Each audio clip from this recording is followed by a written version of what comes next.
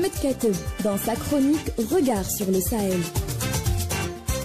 C'était prévisible. Le gouvernement et l'armée soudanaise ont condamné la proclamation, le 28 juillet dernier, par les forces de soutien rapide du général Mohamed Hamdan Daglo Diahmeti d'un exécutif parallèle.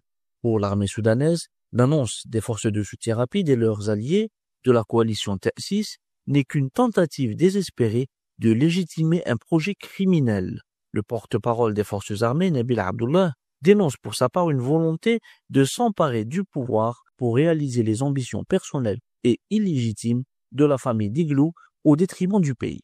Le ministère soudanais des Affaires étrangères, lui, a appelé les pays voisins, la communauté internationale et les organisations internationales à condamner cette initiative et à ne pas reconnaître ce gouvernement qu'il considère comme factice. D'ailleurs, l'Union africaine a précisé que le seul gouvernement légitime au Soudan est celui du Conseil de souveraineté dirigé par le président général Abdel Fattah al-Burhan. Et comme annoncé en février dernier, les forces de soutien rapide FSR ont nommé, samedi 26 juillet, un gouvernement qui se veut une ébauche d'une nouvelle administration au Darfour et dans une partie du Kordofan, avec toutefois une volonté de projection nationale. Avec la désignation de Mohamed Hassan al-Tayyashi au poste de Premier ministre et de plusieurs gouverneurs de province, les milices FSR entendent renforcer leur pouvoir sur les territoires qu'elles contrôlent.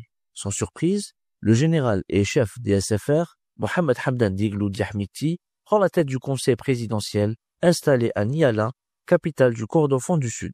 Ces différentes nominations interviennent alors même que les milices d'Ahmeti assiègent depuis plus de 15 mois la ville d'El Fasher, capitale du Darfour, encore tenue par l'armée. Ce siège, vivement condamné par la communauté internationale, s'intensifie de jour en jour. La semaine dernière, après une nouvelle attaque massive finalement repoussée, les centres d'urgence de la ville ont alerté sur la détérioration sans précédent de la situation humanitaire et de l'épuisement de l'approvisionnement en eau du camp d'Abou Chouk. Depuis mai 2024, les FSR n'hésitent pas à se servir de la famine comme arme de guerre. La guerre civile menée par les deux parties au Soudan a provoqué ce que les Nations Unies avaient qualifié en avril dernier de plus grande crise humanitaire au monde.